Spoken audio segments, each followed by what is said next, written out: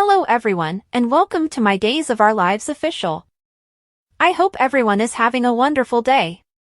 Before we begin, please hit the subscribe button and give this video a thumbs up. The Days of Our Lives column I wrote initially is quite different from what you are going to read. Furthermore, I had no intention of scrapping one and starting over, especially since I'm now on a 7-night Bahamas cruise aboard the MSC Meraviglia. However, I eventually came to the realization that what I had written was a little too harsh and cruel, especially considering that this week included some truly enjoyable moments. So, before we emphasize the positive, let's acknowledge the negative, as the song suggests. Stop it, Mom. Right now, it seems like we're all just waiting for Body and Soul to be cancelled. The soap within a soap concept has been used in other shows before. However, I would really like that it be the final one.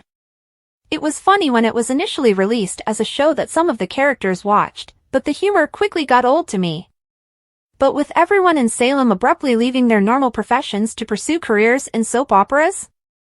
What I'm sure was intended to be self-referential humor quickly seemed absurdly exaggerated to me. Additionally, I was a fan of Marlena's possession, at least initially. The waiting game. In the end, Body and Soul taught us something I've been saying for a long time. Day's most significant issue isn't with the plot or even the writers, but rather with its absurdly ambitious production schedule. That, along with the fact that many people collectively lost focus, makes it impossible to fix what isn't working. We are all eagerly awaiting the content produced by the new head writing staff, which won't be available until April. The most recent Lady Whistleblower essay was only speaking truth to what passes for authority at Body and Soul, but we're supposed to believe that it was mean-spirited and a hit piece. Clickbait over substance was the term used to describe the hate speech directed at Lady W and, consequently, the rest of the media. The problem is that the column contained only accurate information. Once more, the Day's writing team used their platform to voice their complaints about the treatment they received from those, including us, who are hired to report on the show and comment on it, two completely different things.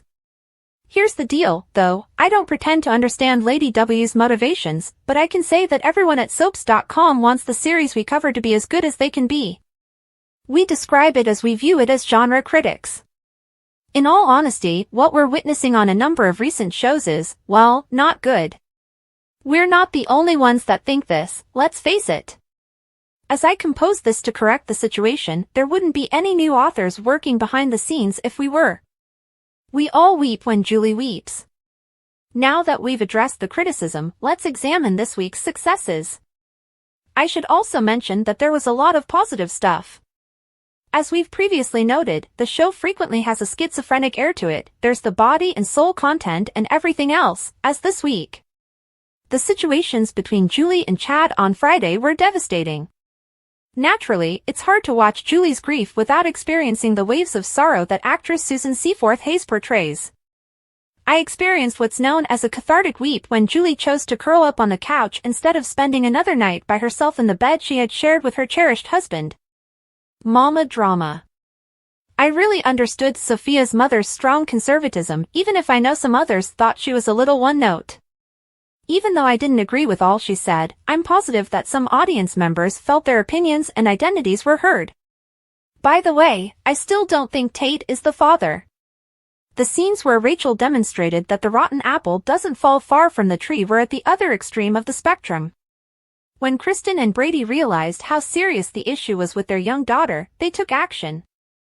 I almost spit out when Rachel said, "But you do it," after her mother warned her that she couldn't go about threatening people. Nano and Uncle EJ also did it. Even if Stefano is no longer with us, he will always be remembered, which is right. What comes next? I knew it was a fake out when Stephanie heard Philip talking about the false letter. On this episode, how many times have someone overheard something and then quickly made up a cover story? However, Philip soon came clean, leaving us with a pleasant Friday cliffhanger as we wondered if Stephanie would tell Sarah and Xander what she now knew.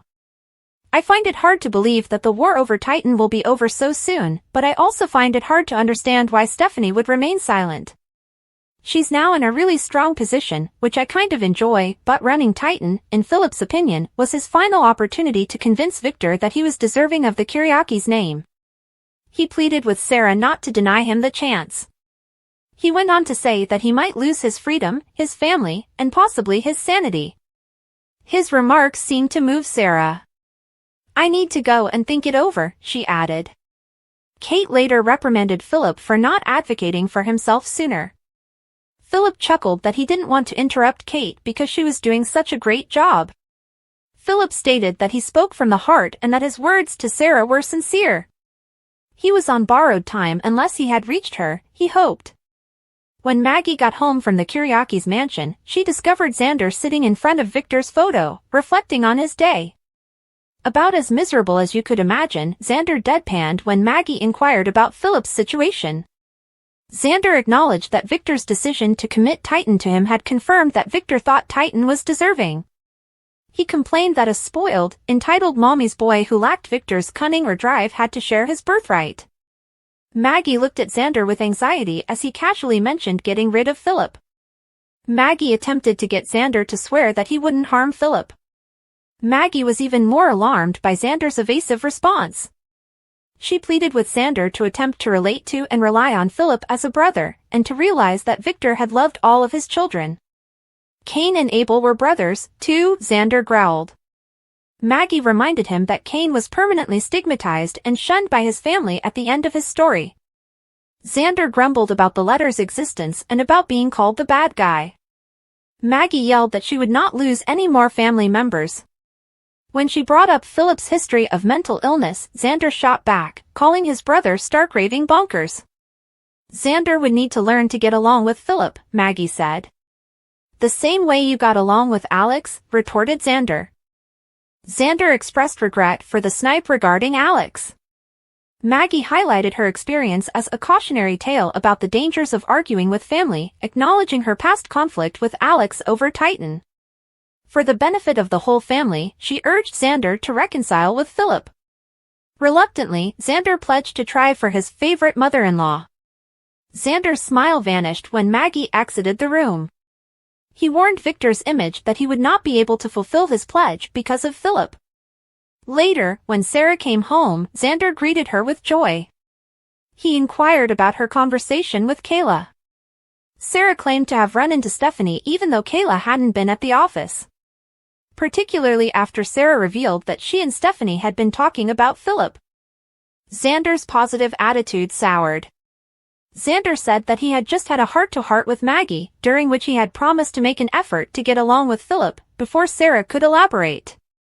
He acknowledged that it was unlikely that anyone would benefit from a family civil war. Xander inquired as to what Sarah and Stephanie had discussed. "Stephanie just told me about Philip's complaints," Sarah added with a smile. She said she was sure Xander and Philip could resolve their differences. "From your perfect lips to God's ears," Xander said, grinning back at Sarah before planting a kiss on her lips. But when he gave her a hug, Sarah's joyful expression changed to one of anxiety and doubt.